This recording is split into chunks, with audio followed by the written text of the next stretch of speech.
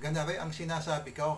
Isang magandang araw sa ating lahat, mga kusinero at mga kusinera, mga kaluto.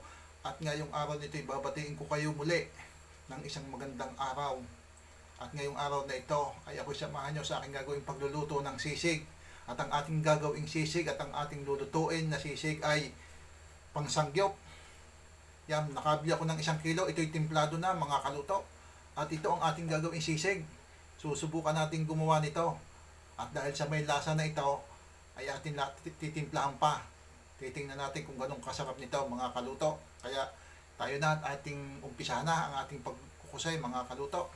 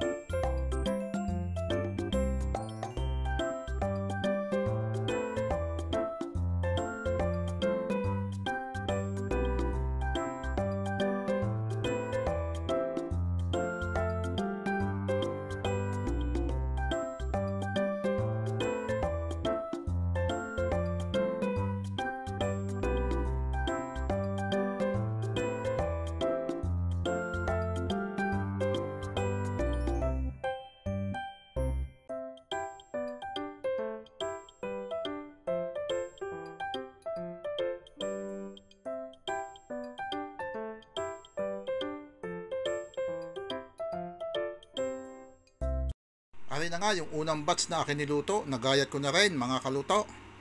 At ito yung padalawang batch na akin niluto din, ay ating gagayatin na rin are, mga kaluto.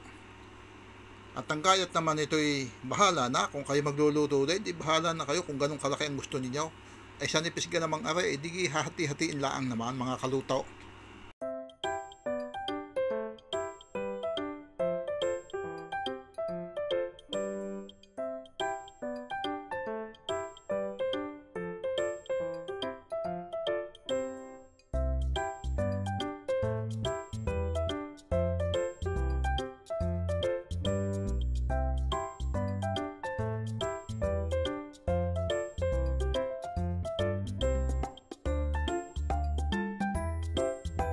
Abay, ay na nga ang sinasabi ko, ay titimplahan na.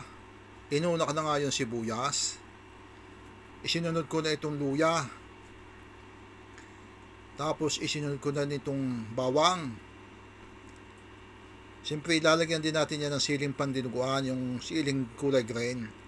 Tapos ihulugan din natin yan ng paminta. Yan, ganyan lang kadami ang paminta. Dahil 1 kilo lang naman to eh. Siyempre hindi mawawala ang ating mayonnaise. Lalagyan din natin ng mayonnaise, mga kaluto. Yan. Pagkatapos nga ating imimix na yan, ating haluin. At nang maglambog-lambog na ang lahat ng mga ingredients dyan, mga kaluto. At pagkatapos nating ma-mix ito, edi may isa pang ingredients tayong ilalagay.